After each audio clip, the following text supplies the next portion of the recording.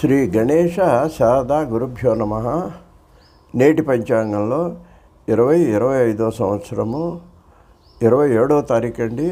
వారం ఆదివారము. మనం తెలుగులో చెప్పుకున్నట్లయితే విశ్వావసునామ సంవత్సరం, దక్షిణాయనము, వర్ష ఋతువు, మరి ఇదేంటి శ్రావణ మాసం అండి. శుద్ధ తదియ రాత్రి 11:35 వరకు ఉంది. మఖా నక్షత్రం సాయంకాలం 6:21 వరకు ఉంది. ఉదయం వర్జం 6:08 నుంచి 7:46 వరకు. మళ్ళీ రాత్రి 2:41 నుంచి తెల్లారుజామున 4 వరకు కూడా వర్జం ఉంది. దుర్ముహూర్తం సాయంకాలం 4:24 నుంచి 5:12 వరకు దుర్ముహూర్తం ఉందండి. ఏదైనా మనం పనిచేసేటప్పుడు మామూలుగా తిథి వారం కూడా బాగానే ఉంది. తదియాను ఆదివారం కాబట్టి వర్జం దుర్ముహూర్తాలు వదిలేసి మనం ఏదైనా కార్యక్రమాలు చేసుకోవటానికి ప్రారంభించుకోవడం ఆదివారం కాబట్టి మంచిదే. ఇక రెండవది, ఈ ఆదివారం అండి మనకి సూర్యునకు ప్రీతికరం అండి. అందువల్ల ప్రత్యేకంగా ఆదివారం ఎప్పుడు కూడా తల స్నానం చేయాలి. చన్నీటి స్నానం చేయటం చాలా మంచిదండి. అంటే అది శ్రేయస్కరం అనమాట.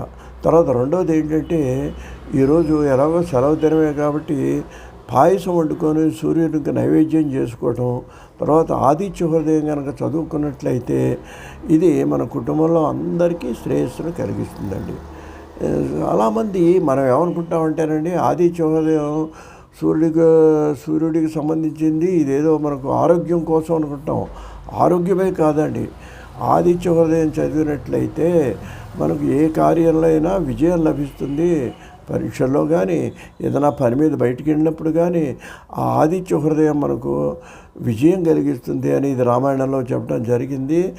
నిజానికి అగస్త్యుడు శ్రీరాముడికి దీన్ని రావణాసురుడి మీద విజయం పొందటానికే దీన్ని ఉపదేశించాడు. ఆయన 3 సార్లు చదివాడు. ఇదో ముఖ్యం అండి. ఈ ఆదిత్య హృదయం ఒకసారి కాదండి, 3 సార్లు కనుక చదివినట్లయితే తప్పకుండా కార్యసిద్ధి వెంటనే లభిస్తుందని మన పెద్దవాళ్ళు చెప్తుంటారండి. కాబట్టి ఈ విధంగా ఈ ఆదివారం నాడు వీలైతే శివాలయ దర్శనం చేసుకోండి. నవగ్రహాలకు ఒకసారి ప్రదర్శనం చేసినట్లయితే ఆదిత్యాయ చ సోమాయ మంగళాయ బుధాయ చ గురు శుక్ర శనిభ్యశ్చ రాహవే కేతవే నమః అని ఆ నవగ్రహ ప్రదర్శనాలు చేసుకోవడం, సూర్యుడికి నమస్కారం చేసి ఆ ప్రదర్శన చేసుకుంటే అన్ని గ్రహాలు కూడా మనం అనుగ్రహిస్తాయి. స్వస్తి.